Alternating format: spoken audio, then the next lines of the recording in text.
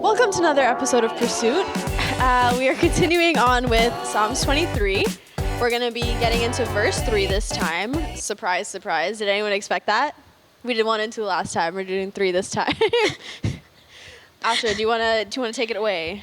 What is verse 3? Sure. So, Psalms 3, just in case they didn't know. He renews my strength. Oh, this is NLT. He renews my strength. He guides me along right paths, bringing honor to his name. So, I guess we're going to start off with an interesting question. Describe a time when you have broken the rules as a child yeah. So what happened and what were the consequences? I don't know. My parents watched this, so I gotta gauge how. No, I'm kidding. I think most of the times that I've broken the rules, they were like very like stupid little things. So I can't there's no like particular one instance that stands out to me, but I just did a lot of dumb things. Yeah, same. I feel like I didn't really have like a rebellious childhood where I can say that, I did something really naughty, but like, Naughty. but like, just like little annoying things that my mom would yell at me for. And then I think the worst that I've done was probably like, when you're a teenager and you like talk back. Oh, yeah. Or like, I don't know, when they tell you not to do something and you do specifically that. Yeah, I think I've gotten in trouble for talking back also. But like never for like the cool stuff, like sneaking out or anything. I never stuck out. Yeah, I was too scared. But also like how we grew up was there was like 4 families, like 4 of my cousins that were surrounding us. So like you literally, I couldn't. I would never take the risk because it freaked me out too much. And I think that's where my anxiety started as a kid. For sure. Because I'm always like, okay, there's always going to be someone watching. You can't do anything wrong. You can't do anything. Right. So, my next question is, how has the Lord led you in righteousness, and how has your life changed as a result of coming to know Christ? So people would expect that because I've grown up in the church that I've known nothing but church. But I think that as someone that has been born into like a very Christian family that's always been active, there's a difference between being born into the church and then once you're older, like actually finding that relationship with Christ.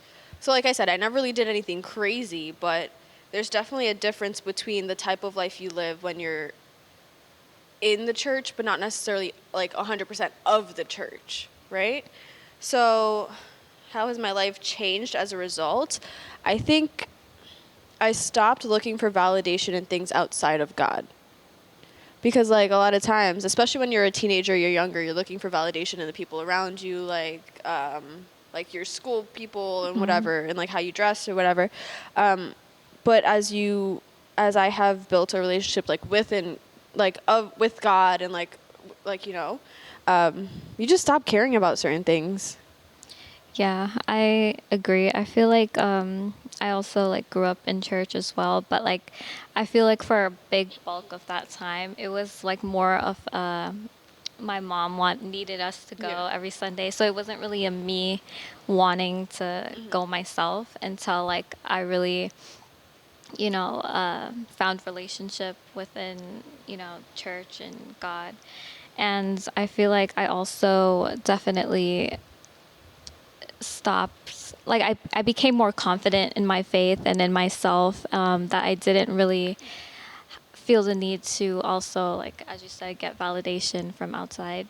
I didn't feel like I was missing out on anything, essentially. And like all through school, all of my friends knew me as like I was the church girl. Like I can't go on Friday night because I got to be church. I can't do this because I have to be in church. So they never also really pressured me into doing things because they already knew like where my lines were. Okay.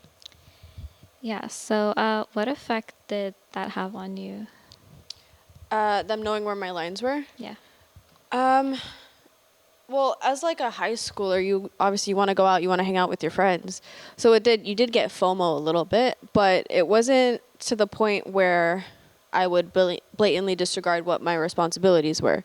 It was more so the point, like, because they didn't really post too many things about it if they knew that I particularly wanted to go, which is like, so that was like, thank you for that. But it was it was good in reinforcing where I stood, because if I had been the one to like completely disregard what it is that I had to do like at church or like with my family or whatever, then I could have gone down like a very different path, you know what I Yeah. mean? But I think sticking to my guns ended up working out for me in the long run. Yeah, that makes sense. I mean, I feel like for majority of the time, like I tried to have it both ways where I would want to go out, but then also like if I was like, okay, yeah, there was like a church responsibility this week, I'll be like, oh well, maybe I could go this week and then not go the Your next mic. week. Yeah, and you know, I feel like very early on you kind of learned that you just can't have it both ways, you Yeah. know, and it also, I feel like as I got older, it started to feel kind of like lame in a sense, like wanting to like do things that were not of like it kind of made me feel fake in a way. Like one foot in, one foot out. Yeah. Okay. But how do you, in what ways did you think, in what ways did it shape what you thought of as good? Like my priorities? Mm-hmm. Because I think if you don't have your priorities set and you don't have those boundaries set for you, you kind of get lost in trying to find what is good versus what feels good. And what feels good is it's a momentary thing. It's like it feels good for the moment, but then afterwards, what's gonna happen to you? And I think having those priorities set for me, it uh, it kind of shaped what I thought of as good as like by looking at it in the long term. So like yeah, I could go out and I could like do whatever they're doing every single weekend for the rest of my life, or I could build these relationships within the church and build these skills that have also led me to get other opportunities outside of the church. Yeah. I also feel like it's like a really good thing that we even have things like pursue and like because you know you are able to like connect with people in your Yeah. church and like build those relationships, whereas like you know like going to school with people who were not necessarily the same faith as you, it would be like difficult because they would do things that you couldn't do necessarily. Yeah. So it's like good that you have people to relate to inside the church. And then it's also like as I was growing up, like as you get older, some of my friends were like, "What do you do with your church friends all the time? Like you guys are church friends." And it's like, what are we doing that you can't do? Like I'm not understand. Like you can have like clean fun.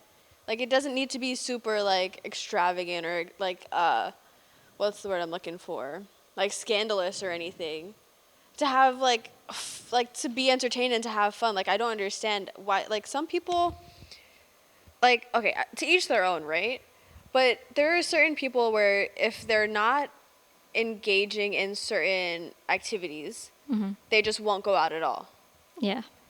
But it's like, why are you limiting yourself to only certain things when you can just like just go out and just have fun and not have to worry about things. Yeah.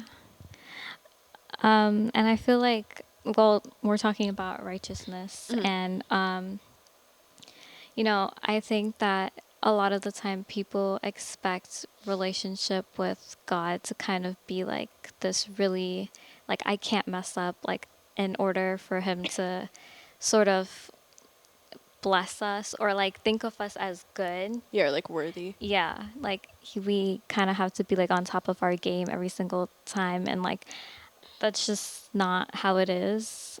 Do you, so like I guess my question is, how do you find yourself resorting to like white knuckle discipline? I think first we need to define what white knuckle discipline is.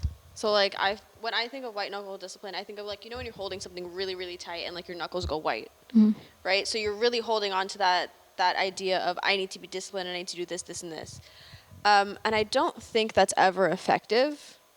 because I don't know, because you're spending more time and energy focusing on the fact that you have to do certain things than you are on consciously making an effort to do the things. So there's more emphasis in saying that I need to do this, but like, what are you actually doing about it? Sometimes you need to just loosen the grip and like look at what it is that you're doing and how you can go about maintaining the discipline within yourself. Yeah, and I feel like you put sometimes like wa- expecting it to be more than it is with discipline is like you kind of are putting a lot of pressure on yourself to like be this one thing, and then it's like it becomes tiring almost because you kind of like feel like you're doing it all on your own, whereas like we know that like God like helps us through like our discipline. And I think it's harder to remember that he is there to guide you through the discipline and to show you what it is, because there is such an emphasis on the fact that you need to come right versus you need to just come. so I guess that kind of leads me into my next question. How should the truth that God purchased our righteousness on the cross change the way you think about righteousness? I think, do you know what, ever since we did that series during Easter, where we like kind of dove into like what it meant for certain things within like the crucifixion and stuff like that, it definitely changed the way that I see things a little bit. It makes it a little bit more severe, or like it just drives it home a bit more. I think when you think about all that he went through to not just be crucified, but like the whole process before it, like in the Garden of Gethsemane, like he was crying, or was he crying or sweating tears? I mean, blood, sweating blood, right? Like the level of stress and like torment that he went through just to get up to being tortured, just to get nailed to a cross and hung there. Also, he can save me. Like it puts a lot more emphasis on the fact that not only are you worth living a life of righteousness, but he did the hard work so you can just come as you are and be like, God, I know I'm not good enough sometimes, but I want you to help me to try. Yeah, and I feel like from the world's perspective, it kind of can seem like it doesn't make sense in a way, the way that God went to the cross and like died for our sins. But like from faith, like we know that he did what he did out of love for us. And I feel like that kind of fuels my obedience in a way, is like thinking of it like out of love. Yeah. And knowing that like he didn't have to do that, but he did it anyways. With that, what is righteousness from your definition? From my definition, I think righteousness could be just like living a moral and like just life. And I feel like that's also very vague, but I think it's hard to define righteousness without like using bigger words in the definition. Yeah. So like when I say a moral and just life, I think like thinking of the bigger picture versus just yourself. So like making your decisions based off of like the butterfly effect, or like what can happen as a result of your actions.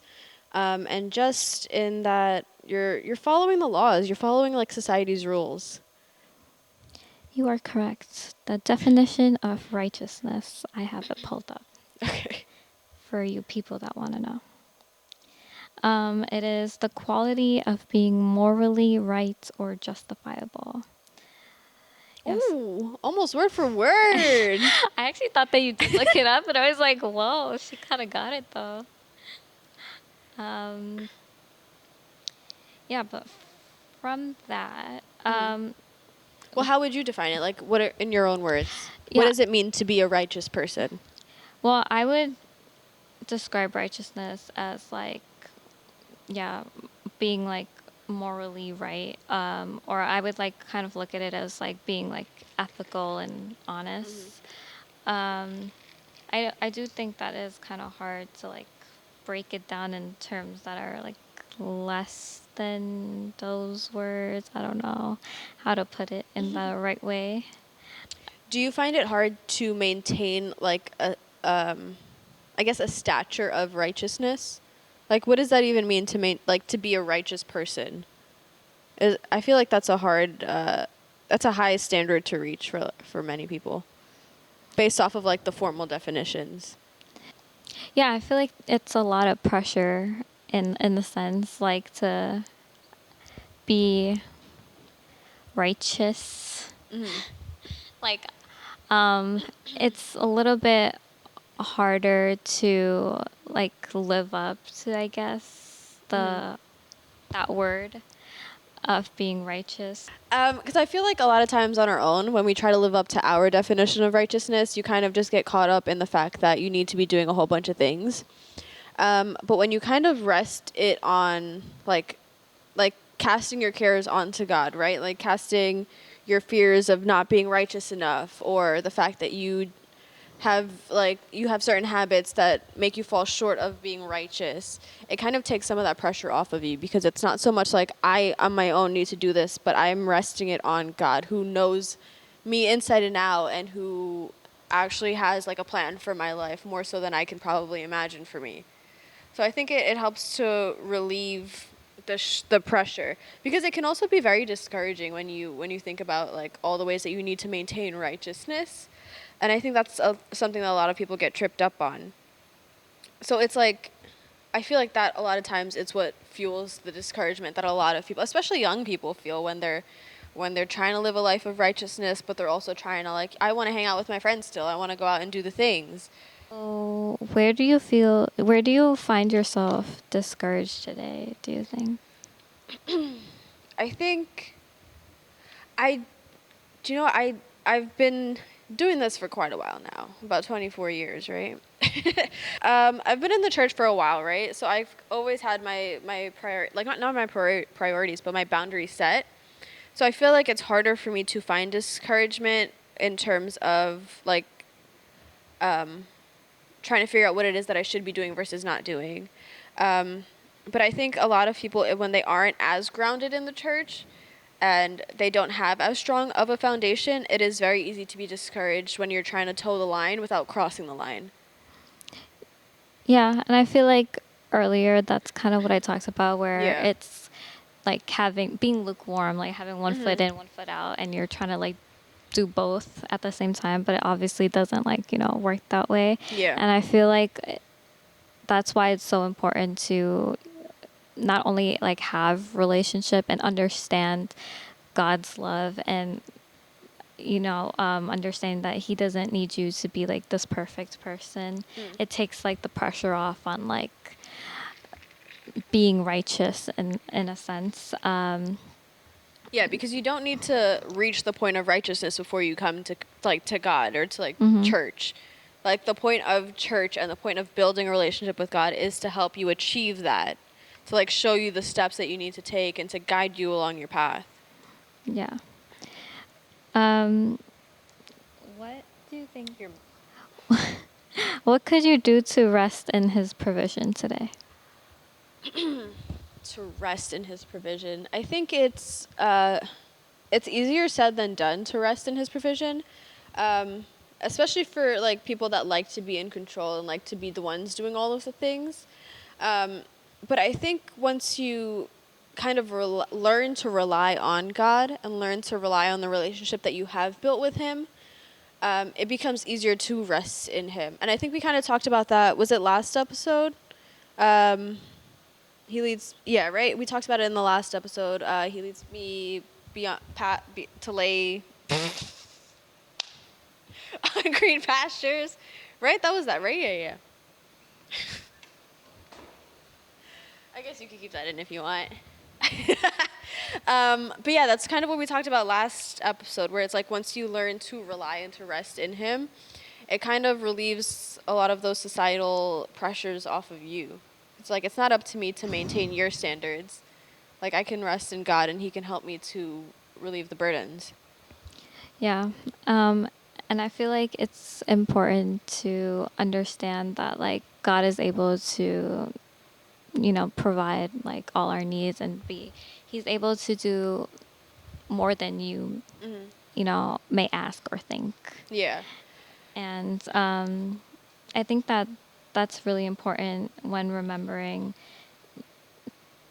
the pressure of like the world and like wanting to like live up to or wanting to like live up to the standard of like being righteous, but then also like the pressure that comes along with it is like knowing that he's like there for you anytime you need him, and like a sense of like peace you get from it. Yeah. I think that pretty much kind of wraps it up. So like once you do learn to rest in him and who he is for you, you kind of find yourself already going towards the path of righteousness because first of all, you're not really worrying yourself about what the world is thinking because that doesn't really have any importance to you in the long run. So I feel like that alone relieves a lot of the pressure because it's not like, oh, I need to hang out. I need to look like I'm having the best social life and doing all the things with all the people. Because in the long run, that doesn't really matter much. But I also say this as like a 45% introvert, 55 like it switches all the time. But like my introvert extrovert level is like 50-50. So I also, as a person, don't find too much importance on the social aspect. But I think once you drop those worldly standards of having to go out and do all the things, you're already on the path to righteousness. I think. I agree. Any closing thoughts for the people at home or wherever they're watching? Rest in God.